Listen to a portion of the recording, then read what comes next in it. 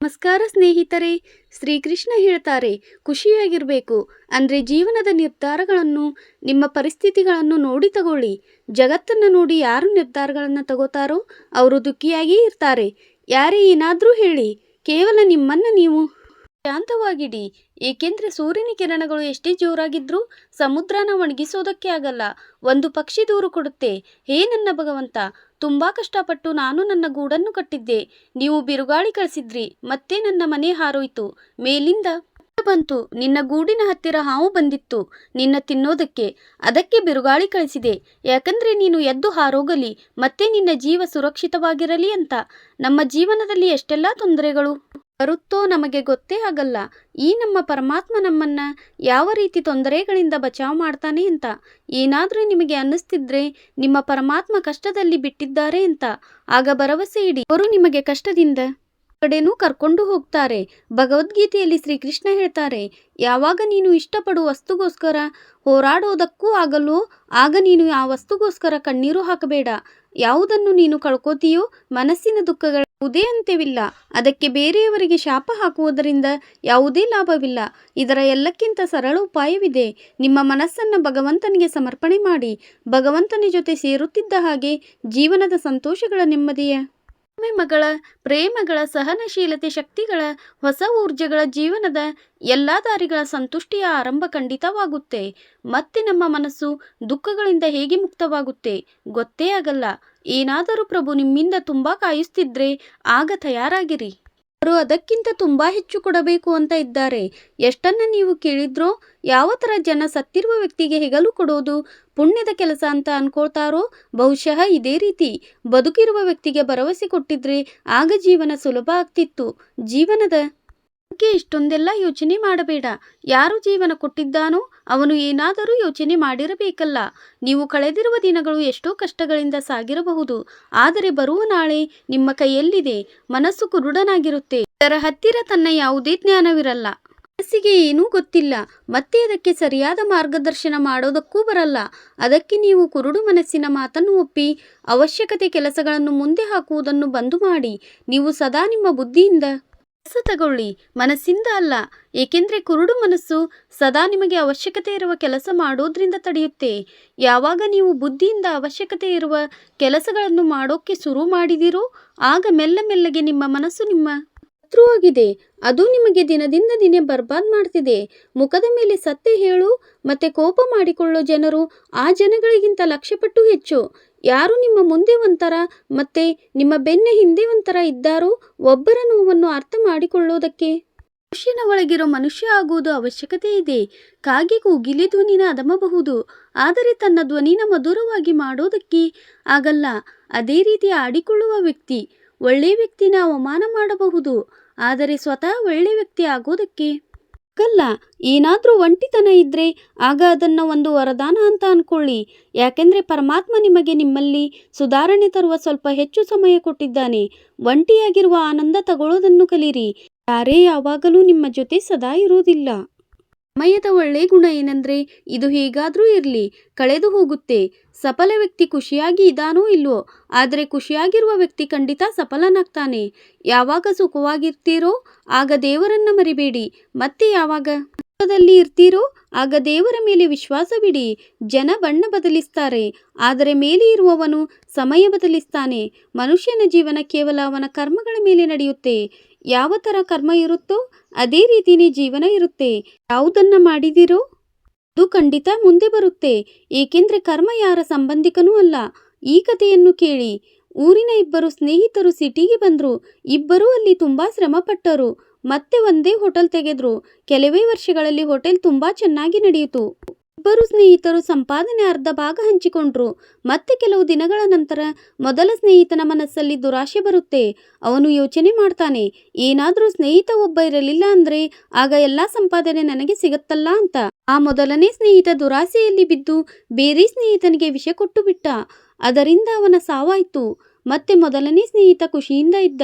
ಅವನು ಸಿಟಿಲಿ ತುಂಬಾ ಜಮೀನು ಖರೀದಿ ಮಾಡಿ ನೆಮ್ಮದಿಯಿಂದ ಇದ್ದ. ಮತ್ತೆ ಒಂದು ಮಹಿಳೆಯ ಜೊತೆ ಮದುವೆಯಾದ.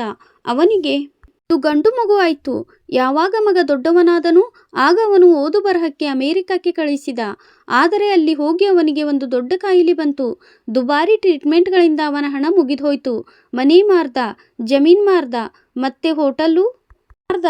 ಮಗನ ಕೊನೆ ಕ್ಷಣ ಹತ್ರ ಬಂದಾಗ ಆಗ ಅವನನ್ನು ತನ್ನ ತಂದೆಗೆ ಹೇಳಿದ. ಯಾಕಪ್ಪ ನನ್ನ ಕಂಡು ಹಿಡಿದ್ರು ಇಲ್ವೋ? ತಂದೆ ಹೇಳಿದ, ಹಾನಿ ನನ್ನ ಮಗನಪ್ಪ. ಅದಕ್ಕೆ ಮಗ ಹೇಳಿದ, ಇಲ್ಲ, ನಾನು ನಿನ್ನ ಅದೇ ಸ್ನೇಹಿತ. ಅವನನ್ನ ಇವತ್ತಿನಿಂದ 20 ವರ್ಷದ ಹಿಂದೆ ನೀನು ಸಾಯಿಸಿದ್ನು. ನಾನು ನನ್ನ ಭಾಗ ತಗೊಳ್ಳೋದಕ್ಕೆ ನಿನ್ನ ಮಗ ಆಗಿ ಬಂದಿದ್ದೆ. ನನ್ನ ಪಾಲು ಪೂರ್ತಿಯಾಯಿತು. ಈಗ ನಾನು ಹೊರಡ್ತೀನಿ. ಕತೆಯ ಕಲಿಕೆ: ಬೇರೆಯವರ ಹಕ್ಕನ್ನು ತಿಂದು ಬೇರೆಯವರಿಗೆ ತೊಂದರೆ ಮಾಡಿ ಪಡೆದಿರುವ ಸುಖದ ಬೆಲೆನೂ ಬಡ್ಡಿ ಸಮೇತ ತೀರಿಸಬೇಕಾಗುತ್ತೆ. ಜೀವನ ತುಂಬಾ ಅದ್ಭುತವಾಗಿದೆ. ಒಂದು ದಿನ ತಗ್ಗಿಸ್ತದೆ, ಒಂದು ದಿನ ಕಣ್ಣೀರು ಹಾಕಿಸುತ್ತೆ. ಆದರೆ ಯಾರು ಜೀವನದ ನೂಕಾಟದಲ್ಲಿ ಖುಷಿಯಾಗಿರ್ತಾನೋ ಜೀವನ ಅವನ ಮುಂದೆನೇ ತಲೆ ಬಗ್ಗಿಸುತ್ತೆ. ಕಳೆದುಕೊಂಡು ಪಡ್ಕೊಳ್ಳುವ ಮಜಾನೇ ಬೇರೆ ಇದೆ. ಕಣ್ಣೀರು ಹಾಕಿ ನಂತರ ನಗುವ ಮಜಾನೇ ಬೇರೆ ಇದೆ. ಸೋಲೋದೊಂದು ಜೀವನದ ಭಾಗವಿದೆ, ಆದರೆ ಸೋತ ನಂತರ ಗೆಲ್ಲುವ ಮಜಾನೇ ಬೇರೆ ಇದೆ. ಒಳ್ಳೆಯವರಾಗುವುದಕ್ಕೆ ಬೇರೆಯವರ ನಕಲು ಮಾಡೋ ಅವಶ್ಯಕತೆ ಇಲ್ಲ. ಸ್ವತಃ ನೀವೇ ಎಷ್ಟು ಚೆನ್ನಾಗಿರಿ ಅಂದರೆ ಜನ ನಿಮ್ಮ ನಕಲು ಮಾಡೋ ಥರ. ಜೀವನ ಒಂದೇ ಸಾರಿ ಸಿಗುತ್ತೆ. ತಪ್ಪು ಮೊದಲಿಗೆ ಸಾವು ಕೇವಲ ಒಂದೇ ಸರಿ ಸಿಗೋದು. ಜೀವನ ಅಂತೂ ಪ್ರತಿದಿನ ಸಿಗುತ್ತೆ. ಯಾವ ದಿನ ನೀವು ನಿಮ್ಮ ಖುಷಿಯ ಮಾಲೀಕ ಸ್ವತಃ ನೀವೇ ಆಗಿರೋ ಆಗ ನಿಮಗೆ ಯಾರೂ ಅಳಿಸೋದಕ್ಕೆ ಆಗಲ್ಲ. ಏನಾದರೂ ಬೇರೆಯವರು ನಿಮಗೆ ಏನಾದರೂ ಕೇಳಿದರೆ ಆಗ ಕೊಟ್ಟು ಬಿಡಿ. ಯಾಕಂದರೆ ಭಗವಂತ ನಿಮ್ಮನ್ನು ಕೊಡುವುದರಲ್ಲಿ ಇಟ್ಟಿದ್ದಾನೆ, ಕೇಳೋರಲ್ಲಿ ಅಲ್ಲ. ನೆನಪಿಡಿ, ಒಳ್ಳೆಯ ಸಮಯ ನೋಡೋದಕ್ಕೆ ಕೆಟ್ಟ ಸಮಯನ ಎದುರಿಸಬೇಕಾಗುತ್ತೆ. ಎಲ್ಲರ ಸೇವೆ ಮಾಡಿ, ಆದರೆ ಸಹಾಯ ಮತ್ತು ಭರವಸೆ ಯಾರಿಂದನೂ ಇಡಬೇಡಿ. ಏಕೆಂದರೆ ಸೇವೆಯೇ ನಿಜವಾದ ಬೆಲೆ. ಭಗವಂತನೇ ಕೊಡ್ತಾನೆ. ಸದಾ ನಿಮ್ಮ ದೃಷ್ಟಿ ಆ ವಸ್ತು ಮೇಲಿಡಿ. ಯಾವುದನ್ನು ನೀವು ಸದಾ ಪಡಿಬೇಕು ಅಂತ ಇರ್ತೀರೋ ಆ ವಸ್ತು ಮೇಲಲ್ಲ. ಯಾವುದನ್ನು ನೀವು ಕಳ್ಕೊಂಡಿದ್ದೀರೋ ಅನ್ನ ಮತ್ತು ನೀರಿಗಿಂತ ಯಾವುದೇ ದೊಡ್ಡ ದಾನವಿಲ್ಲ, ಮತ್ತು ತಂದೆ ಮತ್ತು ತಾಯಿಗಿಂತ ದೊಡ್ಡ ದೇವತೆಗಳಿಲ್ಲ. ಜೀವನದ ಎಲ್ಲಕ್ಕಿಂತ ದೊಡ್ಡ ಗುರುಮಂತ್ರ ಇದೇನೆ. ನೀವು ನಿಮ್ಮ ರಹಸ್ಯನ ಯಾರಿಗೂ ಹೇಳಬೇಡಿ. ಅವಶ್ಯಕತೆಗಿಂತ ಹೆಚ್ಚು ಮರ್ಯಾದೆ ಮತ್ತು ಸಮಯ ಕೊಟ್ಟರೆ ಜನ ನಿಮ್ಮನ್ನ ಕೆಲಸಕ್ಕೆ ಬರದೇ ಇರುವ ಹಗುರವಾದ ವ್ಯಕ್ತಿ ಅನ್ಕೋತಾರೆ. ಯಾವತ್ತಾದರೂ ಬೆನ್ನ ಹಿಂದೆ ನಿಮ್ಮ ಮಾತು ನಡೆದಿದ್ರೆ ಆಗ ಹೆದರ್ಕೋಬೇಡಿ. ಮಾತು ಅದೇ ವ್ಯಕ್ತಿ ಬಗ್ಗೆ ಆಗುತ್ತೆ. ಯಾರು ಬೇರೆಯವರಿಗಿಂತ ವಿಭಿನ್ನವಾಗಿರ್ತಾರೋ ನೆನಪಿಡಿ, ಸಫಲತೆ ಒತ್ತು ಕೇಳೋದ್ರಿಂದ ಸಿಗೋದಿಲ್ಲ, ಕೇಳೋದ್ರಿಂದ ಸದಾ ಭಿಕ್ಷೆ ಸಿಗುತ್ತೆ.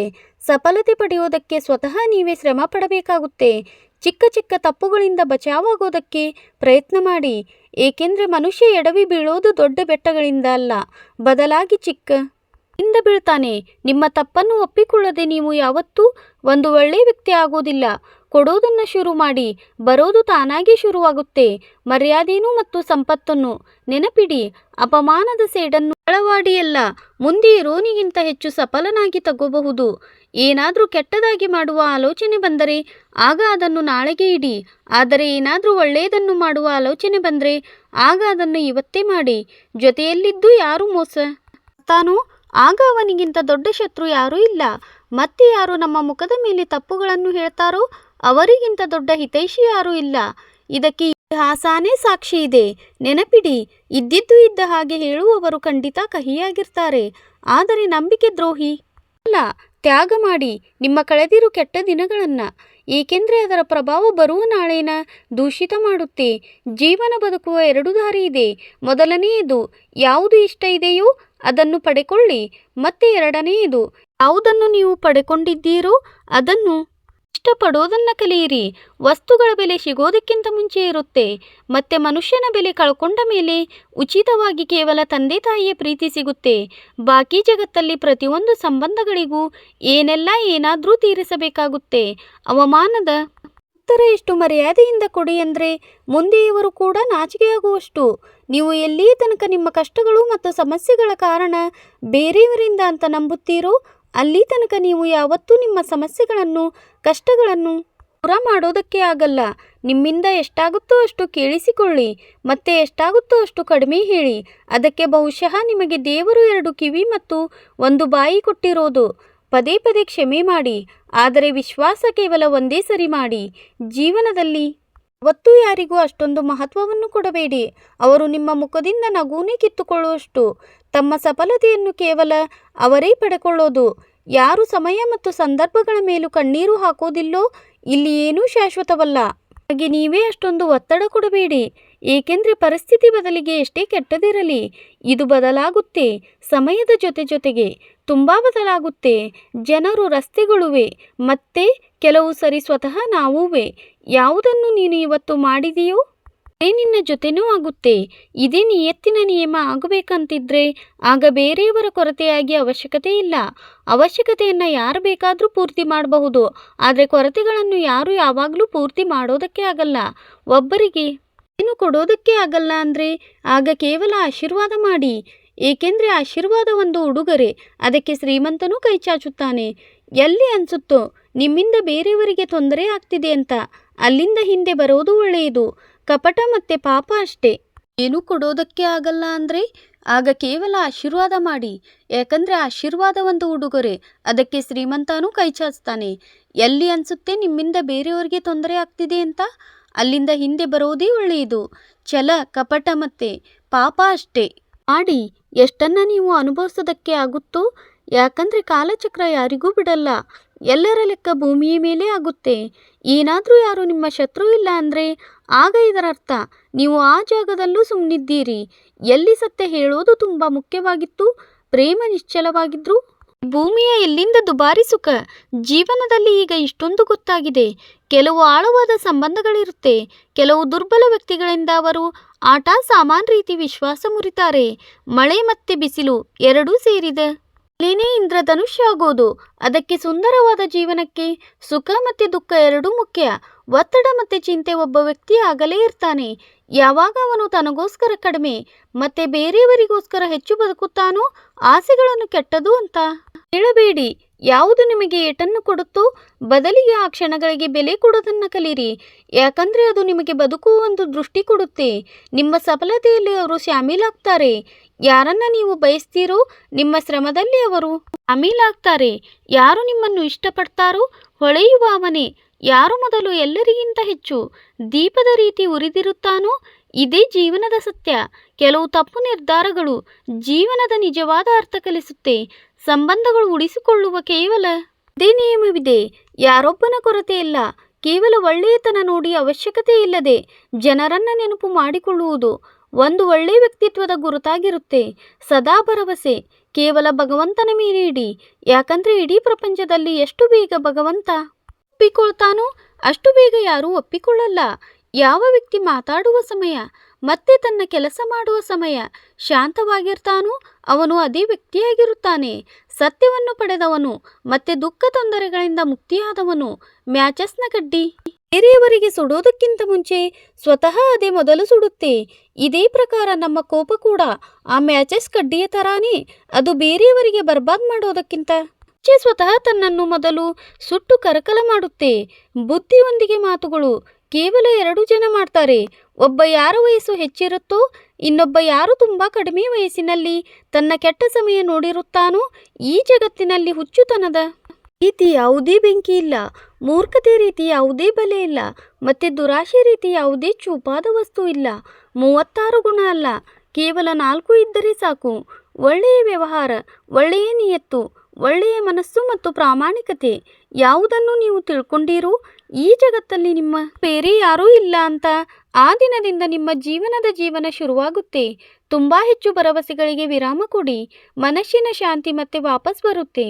ಒಬ್ಬರಿಗೆ ನಿಮ್ಮ ಮನಸ್ಸನ್ನ ಮಾತನ್ನು ಹೇಳಿದರೆ ಆಗ ಅವನು ತಮಾಷೆ ಮಾಡ್ತಾ ಯಾರ ಬೇರೆಯವರ ಹಕ್ಕನ್ನು ಮತ್ತೆ ಖುಷಿನ ಕಿತ್ಕೊಳ್ತಾನೋ ನನ್ನ ಸುಖದ ಆಯಸ್ಸು ಕೂಡ ತುಂಬಾ ಕಡಿಮೆ ಇರುತ್ತೆ. ತುಂಬ ನಮ್ರತೆ ಬೇಕು ಸಂಬಂಧಗಳನ್ನು ನಿಭಾಯಿಸೋಕೆ. ಛಲ ಕಪಟದಿಂದಂತೂ ಕೇವಲ ಮಹಾಭಾರತ ರಚನೆಯಾಗುತ್ತೆ. ಸದಾ ಆ ಕೆಲಸ ಮಾಡಿ. ಯಾವುದು ಸರಿಯಿದೆಯೋ ಅದನ್ನು ಮಾಡಬೇಡಿ. ಯಾವುದು ಸುಲಭ ನೀವು ಹತ್ತಿರದವರು ಮತ್ತು ಬಡತನ ಕಲಿಸಿರೋ ಪಾಠ ಒಬ್ಬ ವ್ಯಕ್ತಿನ ಒಳಗಿನಿಂದ ಬದಲಿಸೋದ್ರಲ್ಲಿ ತುಂಬ ಬಲವಂತ ಮಾಡುತ್ತೆ. ಯಾವ ಥರ ಮಾತಾಡ್ತೀರೋ ಅದೇ ರೀತಿ ಕೇಳೋದನ್ನು ಇಷ್ಟಪಡಿ. ಭಗವಂತನನ್ನು ನಿಮ್ಮ ಎಲ್ಲಕ್ಕಿಂತ ಹತ್ತಿರದ ಸ್ನೇಹಿತ ಮಾಡಿಕೊಳ್ಳಿ. ಯಾಕಂದರೆ ಆತ್ಮ ಒಬ್ಬನೇ ನಿಮ್ಮ ಜೊತೆಯಲ್ಲಿ ತನಕ ಇರ್ತಾನೆ. ಯಾವಾಗ ಇಡೀ ಜಗತ್ತು ನಮ್ಮ ಜೊತೆ ಕೈ ಬಿಡುತ್ತೋ ಈ ರೀತಿ ಜನಗಳ ಸ್ನೇಹ ಮಾಡು. ಯಾರು ನಿಮಗೆ ಒಳ್ಳೆಯದಕ್ಕೆ ಪ್ರೇರಣೆ ಕೊಡ್ತಾನೋ, ನಿಮ್ಮನ್ನು ತನ್ನ ಜವಾಬ್ದಾರಿ ಅಂತ ಒಪ್ಪಿಕೊಳ್ತಾನೋ, ಯಾರು ನಿಮ್ಮನ್ನು ನಮ್ಮವರು ಅಂತ ಒಪ್ಪಿಕೊಳ್ತಾರೋ, ಯಾರು ನಿಮ್ಮನ್ನು ಅರ್ಥ ಮಾಡಿಕೊಳ್ತಾರೋ, ಮೃತ್ಯು ಸಮಯ ನಿಮ್ಮನ್ನು ಯಾರೂ ಕೇಳಲ್ಲ. ಕರ್ಮದ ವೇಗನೇ ನಿರ್ಧರಿಸೋದು ನೀವು ಯಾವ ಕಡೆ ತೂರ್ಕೊಂಡು ಹೋಗ್ತೀರಾ ಅಂತ. ಆರೋಗ್ಯ ಎಲ್ಲಕ್ಕಿಂತ ದೊಡ್ಡ ಉಡುಗೊರೆ, ಸಂತೋಷ ಎಲ್ಲಕ್ಕಿಂತ ದೊಡ್ಡ ಹಣ, ಪ್ರಾಮಾಣಿಕತೆ ಎಲ್ಲಕ್ಕಿಂತ ದೊಡ್ಡ ಸಂಬಂಧ. ಛಲ ಮಾಡಿದ್ರೆ ಆಗ ಛಲ ಸಿಗುತ್ತೆ, ಇವತ್ತಿಲ್ಲ ಅಂದ್ರೆ ನಾಳೆ ಸಿಗುತ್ತೆ. ಸತ್ಯದ ದಾರಿಯಲ್ಲಿ ಜೀವನ ಕಳೆದರೆ ಆಗ ನೆಮ್ಮದಿ ಪ್ರತಿಕ್ಷಣ ಸಿಗುತ್ತೆ. ಉಪವಾಸ ಯಾವಾಗಲೂ ಆಹಾರದ ಮೇಲೆ ಯಾಕೆ? ಲೋಭ, ದುರಾಸೆ, ದ್ವೇಷ, ಅಸೂಯೆ ಮತ್ತೆ ಕೆಟ್ಟ ವಿಚಾರಗಳದು ಆಗಬೇಕು ಮನಸ್ಸಿನ ಸಂಕಲ್ಪ. ಮತ್ತೆ ಶರೀರದ ಪರಾಕ್ರಮ ಏನಾದರೂ ಒಂದೇ ಕೆಲಸದಲ್ಲಿ ಪೂರ್ಣ ರೀತಿ ಹಾಕಿದ್ರೆ ಆಗ ಅಲ್ಲಿ ಸಫಲತೆ ಖಂಡಿತ ಇದೆ. ಬಾಗಿದ ಬಾಗಿಲಲ್ಲಿ ತಲೆ ಹುಡುಕಿಕೊಳ್ಳೋಕ್ಕಿಂತ ಒಳ್ಳೆಯದು ಕರ್ಮಗಳ ಬಿರುಗಾಳಿ ಎಬ್ಬಿಸೋದು. ಬಾಗಿಲುಗಳು ತಾನಾಗಿ ತಾನೇ ಇರುತ್ತೆ. ಒಬ್ಬರಿಗೆ ಮೋಸ ಮಾಡೋದು ಒಂದೇ ಸಲಾನೆ, ಅದು ನಿಮಗೆ ಬೇರೆಯವರ ಕೈಯಲ್ಲಿ ಒಂದು ದಿನ ಖಂಡಿತ ಸಿಗುತ್ತೆ. ಇದು ಕಲಿಯುಗ, ಸದಾ ತಯಾರು ಮಾಡಿಕೊಂಡಿರಿ. ಹವಾಮಾನ ಮತ್ತೆ ಮನುಷ್ಯ ಯಾವಾಗ ಬದಲಾಗುತ್ತೋ ಇದರ ಯಾವುದೇ ಭರವಸೆ ಇಲ್ಲ. ಪರಮಾತ್ಮ ತಾನೆ, ನೀನು ನನ್ನ ಕಡೆ ನೋಡಿದರೆ ಆಗ ನಾನು ನಿನ್ನ ಕಡೆ ನೋಡ್ತೀನಿ. ನೀವು ಯಾವ ಭಾವದಲ್ಲಿ ನನ್ನನ್ನು ನೆನಪು ಮಾಡಿಕೊಳ್ತೀಯೋ ಅದೇ ಭಾವದಲ್ಲಿ ನಿನ್ನ ಹತ್ರ ವಾಪಸ್ ಬರ್ತೀನಿ. ಸೇಡು ತಗೊಳ್ಳೋದಕ್ಕೆ ಯೋಚನೆ ಮಾಡಬೇಡಿ, ಆರಾಮವಾಗಿ ಕೂತ್ಕೊಳ್ಳಿ. ಯಾವ ಜನರು ಕೆಟ್ಟದ್ದನ್ನು ಮಾಡಿದ್ದಾರೋ ಕೊನೆಯಲ್ಲಿ ಅವರ ಹತ್ತಿರಾನೂ ಕೆಟ್ಟದ್ದೇ ನಡೆಯುತ್ತೆ. ಈ ಇಡೀ ಪ್ರಪಂಚದಲ್ಲಿ ಎಲ್ಲಕ್ಕಿಂತ ಹೆಚ್ಚು ಮೌಲ್ಯವಾದದ್ದು ಸಮಯ. ಅದಕ್ಕೆ ಇದನ್ನು ಬರ್ಬಾದ್ ಮಾಡಬೇಡಿ, ಇಲ್ಲ ಅಂದರೆ ಕೊನೆಯಲ್ಲಿ ನೀವು ಪಶ್ಚಾತ್ತಾಪ ಮಾಡೋದು ಬಿಟ್ಟು ಬೇರೆ ಏನೂ ಸಿಗಲ್ಲ. ಜೀವನದಲ್ಲಿ ನಿಮ್ಮ ತುಲನೆ ರಿಂದಲೂ ಮಾಡಬೇಡಿ. ಯಾವ ಥರ ಸೂರ್ಯ ಮತ್ತು ಚಂದ್ರನ ತುಲನೆ ಮಾಡೋದಕ್ಕೆ ಆಗಲ್ವೋ, ಯಾಕಂದರೆ ಇಬ್ಬರೂ ತಮ್ಮ ತಮ್ಮ ಸಮಯದಲ್ಲಿ ಮಿಂಚುತ್ತಾರೆ. ಏನಾದರೂ ಒಂದು ಕೆಲಸ ಮಾಡೋದಕ್ಕೆ ಹೆದರಿಕೆ ಆದರೆ ಆಗ ನೆನಪಿಡು, ಭಯನೇ ಆ ಸಂಕೇತ. ನಿಮ್ಮ ಕೆಲಸ ಯಾವಾಗಲೂ ಪೌರುಷವಾಗಿರೋದು ಅಂತ. ಯಾರ ಕನಸುಗಳು ಎತ್ತರ ಹಾಗೂ ವಿಶಾಲವಾಗಿರುತ್ತೋ ಆಗ ಪರೀಕ್ಷೆ ಕೂಡ ಅವರಿಗೆ ಹಾಗೇ ಇರುತ್ತೆ. ಕೇವಲ ಸತ್ತಿರುವ ಮೀನನ್ನು ನೀರಿನ ಸೆಳೆತ ನಡೆಸೋದು. ಯಾವ ಮೀನಲ್ಲಿ ಜೀವ ಇರುತ್ತೋ ಅದು ತಾನಾಗಿ ತಾನೇ ನಿರ್ಧರಿಸುತ್ತೆ. ನಿಮ್ಮ ಧೈರ್ಯಕ್ಕೆ ಇದನ್ನು ಹೇಳಬೇಡಿ, ನಿಮ್ಮ ತೊಂದರೆಗಳು ಎಷ್ಟು ದೊಡ್ಡದು ಅಂತ. ನಿಮ್ಮ ತೊಂದರೆಗಳಿಗೆ ಹೇಳಿ ನಿಮ್ಮ ಧೈರ್ಯ ಎಷ್ಟು ದೊಡ್ಡದಂತ. ಯಾರು ತನ್ನ ಶತ್ರುಗಳ ಮೇಲೆ ಗೆಲುವನ್ನು ಪಡಿತಾನೋ ಮೊದಲಿಗೆ ಸಫಲನಂತೂ ಅವನು. ಯಾರು ತನ್ನ ಇಚ್ಛೆಗಳ ಮೇಲೆ ಗೆಲುವನ್ನು ಪಡಿತಾನೋ ನಾದರೂ ಕೇವಲ ಇದಕ್ಕೆ ನೀವು ನಿಮ್ಮ ಕನಸಿನ ಮೇಲೆ ಕೆಲಸ ಮಾಡೋದನ್ನು ಬಂದ್ ಮಾಡಿದ್ರೆ, ಯಾಕೆಂದರೆ ಯಾರಿಗೂ ಅನಿಸುತ್ತೆ ನೀವು ಅದನ್ನು ಮಾಡೋದಕ್ಕೆ ಆಗಲ್ಲ ಅಂತ. ಆಗ ಅದು ನಿಮ್ಮ ಕನಸಲ್ಲ, ಅದು ಕೇವಲ ನಿಮ್ಮ ಒಂದು ಚಿಕ್ಕ ಇಚ್ಛೆ ಅಷ್ಟೇ. ಯಾರು ನಿಮ್ಮನ್ನು ಹತ್ತಿರದಿಂದ ನೋಡಿರಲ್ವೋ ಅವರ ಮಾತುಗಳನ್ನು ಹೃದಯದ ಮೇಲೆ ಹಾಕೋಬೇಡಿ. ಮುಂದೆ ಸಾಗಿ, ಮತ್ತೇನಾದರೂ ಮಾಡಿ ತೋರಿಸಿ. ಜೀವನದಲ್ಲಿ ಒಳ್ಳೆಯ ಜನರ ಹುಡುಕಾಟ ಮಾಡಬೇಡಿ, ಬದಲಿಗೆ ನೀವೇ ಒಳ್ಳೆಯವರಾಗಿ. ನಿಮ್ಮಿಂದ ಭೇಟಿಯಾಗಿ ಬಹುಶಃ ಒಬ್ಬರ ಹುಡುಕಾಟ ಪೂರ್ತಿಯಾಗಬಹುದು. ಏನಾದರೂ ನೀವು ಹಾರೋದಕ್ಕೆ ಆಗಲ್ಲ ಅಂದರೆ ಆಗ ಓಡಿ. ಏನಾದರೂ ನೀವು ಓಡೋದಕ್ಕೆ ಆಗಲ್ಲ ಅಂದರೆ ಆಗ ನಡೆಯಿರಿ. ಏನಾದರೂ ನಡೆಯೋದಕ್ಕೆ ಆಗಲ್ಲ ಅಂದರೆ ಆಗ ಅಂಬೆಗಾಲಿಡಿ. ಆದರೆ ಸದಾ ಮುಂದೆ ಸಾಗ್ತಿರಿ. ಒಂದು ಸಾರಿ ಗುರು ತನ್ನ ಶಿಷ್ಯರಿಗೆ ಕೇಳಿದರು, ಏನ್ ಗೊತ್ತಾ, ನಮ್ಮೊಳಗೆ ಒಂದು ದೊಡ್ಡ ಯುದ್ಧ ನಿರಂತರವಾಗಿ ನಡೀತಿರುತ್ತೆ. ಯಾವಾಗ ಎಲ್ಲ ಶಿಷ್ಯರು ಸುಮ್ಮನಿದ್ರೋ ಆಗ ಗುರೂಜಿ ಹೇಳಿದ್ರು, ವಾಸ್ತವದಲ್ಲಿ ಎಲ್ಲಕ್ಕಿಂತ ದೊಡ್ಡ ಯುದ್ಧ ನಮ್ಮ ಒಳಗೆ ಎರಡು ನರಿಗಳಿದೆ. ಒಂದು ಕರಿನರಿ, ಅದು ಕೋಪ, ಅಸೂಯೆ, ಅಹಂಕಾರ, ದುಃಖ, ದುರಾಸೆ, ಕಳ್ಳತನ, ಸುಳ್ಳಿನ ಭಾಷೆ ಹೇಳುತ್ತೆ. ಬೇರೇದು ಬಿಳಿನರಿ, ಅದು ಆನಂದ, ಪ್ರೀತಿ, ದಯೆ, ವಿಚಾರ ಮತ್ತೆ ಒಳ್ಳೆಯ ಭಾವನೆಯ ಭಾಷೆ ಹೇಳುತ್ತೆ. ಇದೇ ಯುದ್ಧದ ಶಬ್ದಗಳಲ್ಲಿ ನಾವು ಮೊದಲೇ ಇರುವ ಮನಸ್ಸಿನ ಶಾಂತಿನ ಮರೆತು ಅದನ್ನು ಎಲ್ಲೋ ಬೇರೆ ಕಡೆ ಹುಡುಕುವ ಪ್ರಯತ್ನ ಮಾಡ್ತೀವಿ. ಗುರು ಹೇಳಿದ್ರು, ನಮ್ಮಲ್ಲಿ ಯಾರುವೇ ಯುದ್ಧದ ಶಬ್ದದಿಂದ ಬಚಾವಾಗಿಲ್ಲ. ಈ ಯುದ್ಧ ನನ್ನೊಳಗೂ ನಡೆಯುತ್ತೆ ಮತ್ತೆ ನಿಮ್ಮ ಒಳಗುವೆ. ಶಿಷ್ಯರು ಗುರುವಿನ ಮಾತನ್ನು ಗಮನವಿಟ್ಟು ಕೇಳಿದ್ರು. ಮತ್ತೆ ನಂತರ ಈ ಮಾತನ್ನು ಹೇಳಿದ್ರು, ಹಾಗಾದರೆ ಗುರುಜಿ, ಯುದ್ಧದಲ್ಲಿ ಯಾರ ಗೆಲುವಾಗುತ್ತೆ? ಗುರೂಜಿ ಹೇಳಿದ್ರು, ಅದೇ ನರಿ ಗೆಲ್ಲುತ್ತೆ. ಯಾವುದಕ್ಕೆ ನೀವು ಆಹಾರ ಕೊಡ್ತೀರೋ, ಊಟ ಕೊಡುವ ಅರ್ಥ ಏನಂದ್ರೆ ನಮ್ಮ ಹತ್ತಿರ ಶಕ್ತಿ ಇದೆ ಧ್ಯಾನ ಕೊಡೋದಕ್ಕೆ. ನಾವು ಯಾವ ನೆರೆಯ ಮಾತುಗಳ ಮೇಲೆ ಹೆಚ್ಚು ಧ್ಯಾನ ಕೊಡ್ತೀವೋ ಅದು ದೊಡ್ಡದಾಗಿ ಶಕ್ತಿಶಾಲಿ ಆಗ್ತಾ ಹೋಗುತ್ತೆ. ಅದಕ್ಕೆ ಸದಾ ಕ್ರೋಧಕ್ಕಿಂತ ಮುಂಚೆ ಉದಾರತೆ ಏನ ಆಯ್ಕೆ ಮಾಡಿ. ದುರಾಶೆಗಿಂತ ಮೊದಲು ಉದಾರತೆ, ಚಿಂತೆಗಿಂತ ಮೊದಲು ಶಾಂತಿ ಮತ್ತು ಸ್ಥಿರತೆ ಕೂಡಿರಬೇಕು. ಮತ್ತೆ ಹೊಟ್ಟೆ ಕಿಚ್ಚುಗಿಂತ ಮುಂಚೆ ಒಳ್ಳೆಯ ಭಾವನೆಯನ್ನು ಆಯ್ಕೆ ಮಾಡಬೇಕು. ಈ ರೀತಿ ಮಾಡ್ತಾ ಮಾಡ್ತಾ ನಮ್ಮ ಮನಸ್ಸು ತನ್ನಲ್ಲಿ ತಾನೇ ಆನಂದವಾಗಿರುತ್ತೆ. ಯಾವ ಥರ? ಶರೀರಕ್ಕೆ ಆರಾಮ ಕೊಟ್ಟರೆ ಅದೇ ಸ್ವತಃ ಸರಿ ಹೋಗುತ್ತೆ. ಅದೇ ರೀತಿ ಯಾವಾಗ ಮನಸ್ಸಿಗೆ ಗಲಾಟೆಯಿಂದ ಆರಾಮ ಸಿಗುತ್ತೋ ಆಗ ಅದು ಸ್ವತಃ ನಿರ್ಮಲವಾಗ್ತಾ ಹೋಗುತ್ತೆ. ಸ್ನೇಹಿತರೆ, ಇವತ್ತಿನ ವಿಡಿಯೋ ಇದಾಗಿತ್ತು. ಈ ವಿಡಿಯೋಯಿಂದ ನಿಮಗೆ ತುಂಬ ಕಲಿಯೋದಕ್ಕೆ ಸಿಕ್ಕಿದೆ. ವಿಡಿಯೋಗೆ ಲೈಕ್ ಕೊಟ್ಟು ಈ ವಿಡಿಯೋನ ನಿಮ್ಮ ಒಬ್ಬ ಸ್ನೇಹಿತನ ಜೊತೆ ಶೇರ್ ಮಾಡಿ. ಯಾರ ಜೀವನದಲ್ಲಿ ನೀವು ಬದಲಾವಣೆ ತರೋದಕ್ಕೆ ಇಷ್ಟಪಡ್ತೀರೋ ಮತ್ತೆ ಇದೇ ರೀತಿ ಹೆಚ್ಚಿನ ವಿಡಿಯೋಸ್ಗಾಗಿ ನಮ್ಮ ಕನ್ನಡ ರಾಶಿ ಭವಿಷ್ಯ ಚಾನಲನ್ನು ಸಬ್ಸ್ಕ್ರೈಬ್ ಮಾಡಿ, ಬೆಲ್ ಐಕಾನ್ ಅನ್ನು ಪ್ರೆಸ್ ಮಾಡೋದನ್ನ ಮರಿಬೇಡಿ. ಮತ್ತೆ ಸಿಗೋಣ ಮುಂದಿನ ವಿಡಿಯೋದಲ್ಲಿ. Keep learning and keep growing.